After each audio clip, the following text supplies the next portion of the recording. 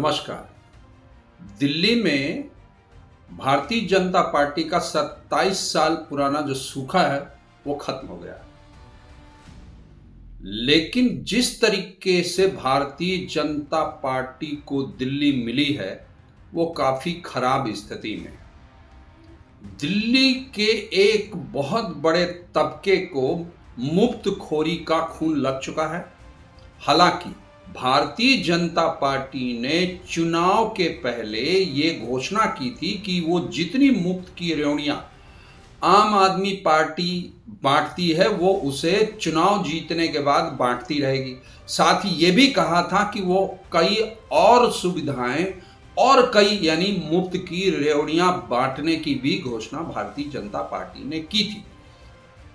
अब सवाल ये है कि जिस बदहाल स्थिति में दिल्ली भारतीय जनता पार्टी को मिली है, तो सवाल ये है कि जो पहले से तमाम मुफ्त की योजनाएं चल रही हैं, क्या भारतीय जनता पार्टी उसे जारी रखेगी या उन योजनाओं को बंद कर देगी या उसमें कुछ सुधार करेगी या नए तरीके से जो है फिर कुछ योजनाएं वो संशोधित कर उसे चलाएगी।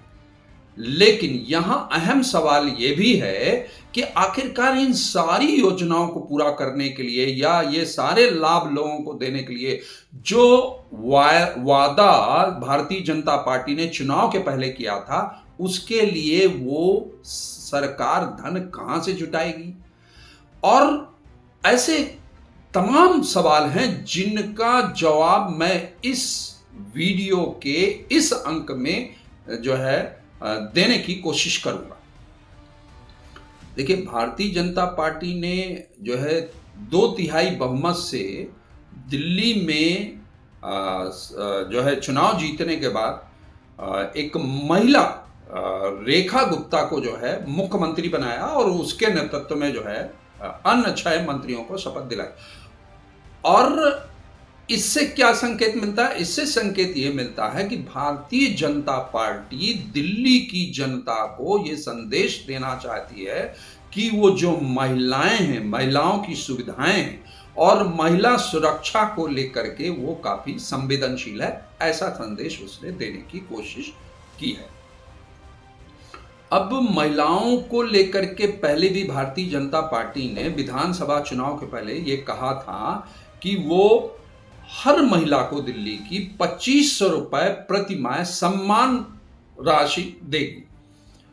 और ये भी कहा था कि जो पहले से जो एक योजना चल रही है विधवा बेसहारा महिलाओं को लेकर के, जिसकी प्रति माह राशि 2500 रुपए थी, उसे बढ़ा के वो 3000 रुपए कर देगी भारतीय जनता पार्टी।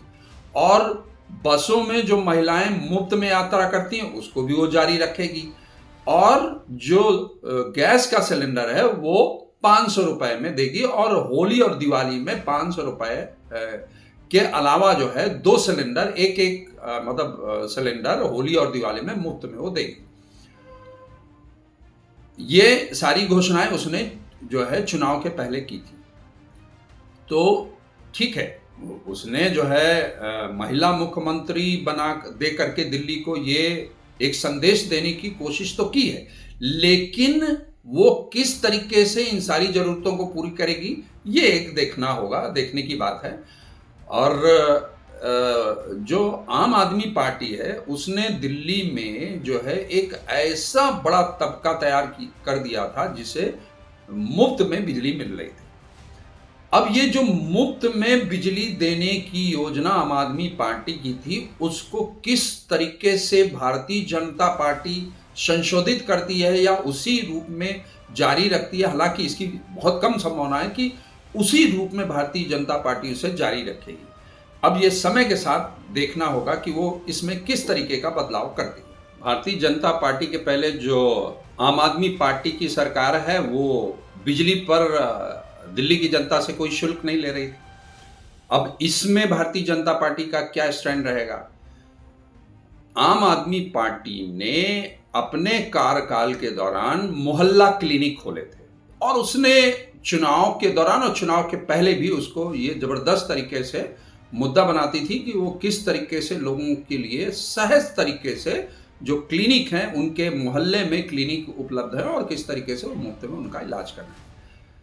लेकिन भारतीय जनता पार्टी हमेशा इन मोहल्ला क्लिनिक की आलोचना करती रही है और उसका यह कहना था कि ये एक्चुअली भ्रष्टाचार का केंद्र बन चुके हैं जो मोहल्ला क्लिनिक है।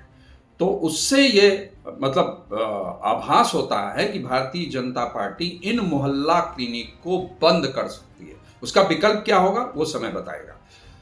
इसके अलावा भारतीय जनता पार्टी ने चुनाव के पहले कहा था कि जो ऑटो ड्राइवर्स हैं और गिग वर्कर्स, ऑटो ड्राइवर्स और गिग वर्कर्स के लिए उसने विशेष घोषणाएं की थी। उसने कहा था 10 लाख तक का उनका जो इंश्योरेंस होगा, जो इलाज के लिए बीमा होना चाहिए वो होगा। 5 लाख तक का जो है दुर्घटना बीमा होगा। और इसके अलावा ये भी कहा था कि उसके लिए वो एक वेलफेयर बोर्ड बनाएंगे मजदूरों के लिए और गिग वर्कर्स के लिए। और जो कमजोर वर्ग के ये बच्चे हैं उनको स्कॉलरशिप दी जाएगी। और जो है जो गिग वर्कर्स कौन से वर्कर हैं? गिग वर्कर्स ऐसे वर्कर्स हैं जो फ्रीलांसिंग करते हैं या डिलीवरी बॉय का काम करते हैं या ऑनलाइन काम करते हैं, मतलब जो फ्रीलांसिंग का काम करते हैं, कहीं नियमित तौर पर नौकरी ना करके बल्कि इस तरीके का काम करते हैं। ऐसे लोगों के लिए उसने 6 महीने के लिए पेड मैटरनिटी लीव देने की भी बात की थी। तो ये एक जो अच्छी योजना है। अब देखते हैं कि किस तरीके से जो है इसको सरकार अपने वादे को पूरा करती है। वो उसे करना होगा और करेगी भी, ऐसा लगता है। इसके अलावा जो शिक्षा व्यवस्था है, शिक्षा व्यवस्था जिसको आम आदमी पार्टी हमेशा मुद्दा बनाती रही कि शिक्षा को लेकर के दिल्ली का पूरा सिनेरियो बदल दिया, उसकी भी भारतीय जनता पार्टी जो उसका स्टैंड रहा थोड़ा डिफरेंट रहा। और उसका कहना था चुनाव के पहले कि वो यूकेजी से लेकर के पीजी तक जो है जो जरूरतमंद लोग हैं उनको निःशुल्क शिक्षा प्रदान करेगी और जो कमजोर वर्ग के लोग हैं उनको जो है स्कॉलरशिप दी जाएगी। और खासतौर से जो दलित वर्ग के लोग हैं उनको डॉक्टर BR अम्बेडकर मतलब स्कॉलरशिप के तहत 1000 रुपया जो है स्टाइपेंड भी दिया जाएगा, ऐसी उसने घोषणा की थी। इसके अलावा दिल्ली मेट्रो में 4000 रुपए तक का जो यात्रा है वो छात्र कर सकेंगे, ऐसी भी उसने जो है घोषणा चुनाव के पहले की थी। तो अब उसके लिए क्या रणनीति बनाती है सरकार, किस तरीके से उसे प्रदान करेगी, वो अभी समय के साथ जो है देखने को मिलेगा। और साथ ही हमने देखा कि दिल्ली जो सरकार थी उसने जो केंद्र की आयुष्मान बीमा योजना है उसको दिल्ली में लागू नहीं होने दिया था।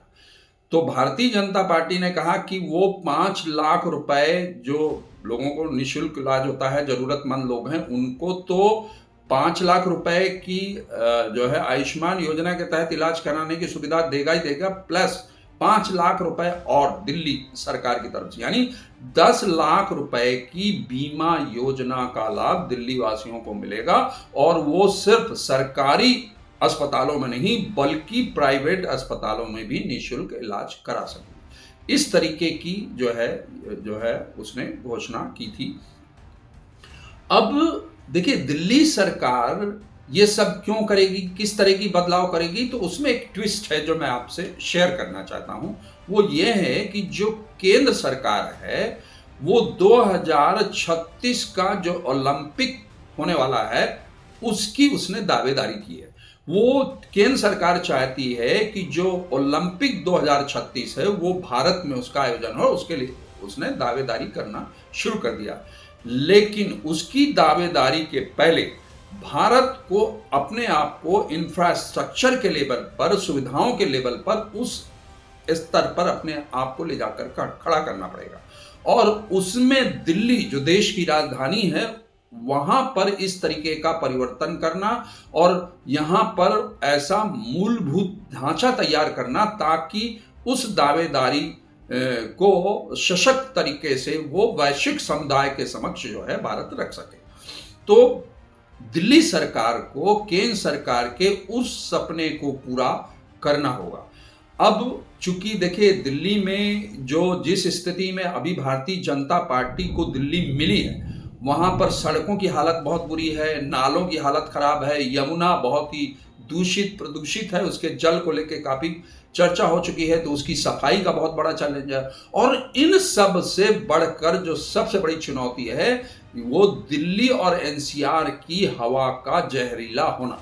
यानी यहाँ पर जो यहाँ की हवा है उसको शुद्ध बनाना, यमुना को की सफाई करना जो है, और यहाँ की सड़कें उस लेवल पे तैयार करना, यहाँ के होटल, अस्पताल, स्टेडियम, उन सब को उस स्तर पर ले जा करके खड़ा करना होगा, ताकि अंतरराष्ट्रीय जो मानक हैं, खास तौर से जो अंतरराष्ट्रीय ओलंपिक समिति है उसके जो मानक हैं उस अनुरूप पर जो है दिल्ली को खड़ा करना होगा। तो कहने का मतलब कि भारतीय जनता पार्टी को जो है वास्तव में जो दिल्ली है, देश की राजधानी है, उसमें जो है ये जो विकास संबंधी योजना है, मूलभूत ढांचे में जो विकास संबंधी कार्य करना है, वो चुनौतीपूर्ण तो है, लेकिन वो जो है उसे करना ही होगा।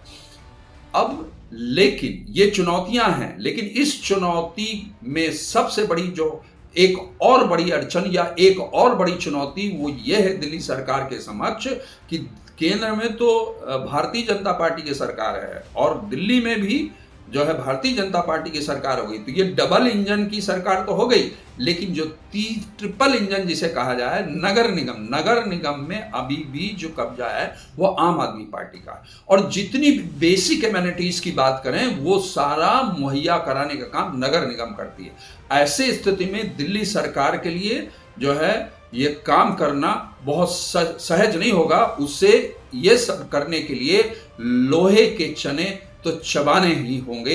आज के लिए बस इतना ही, फिर मिलते हैं एक नए मुद्दे के साथ।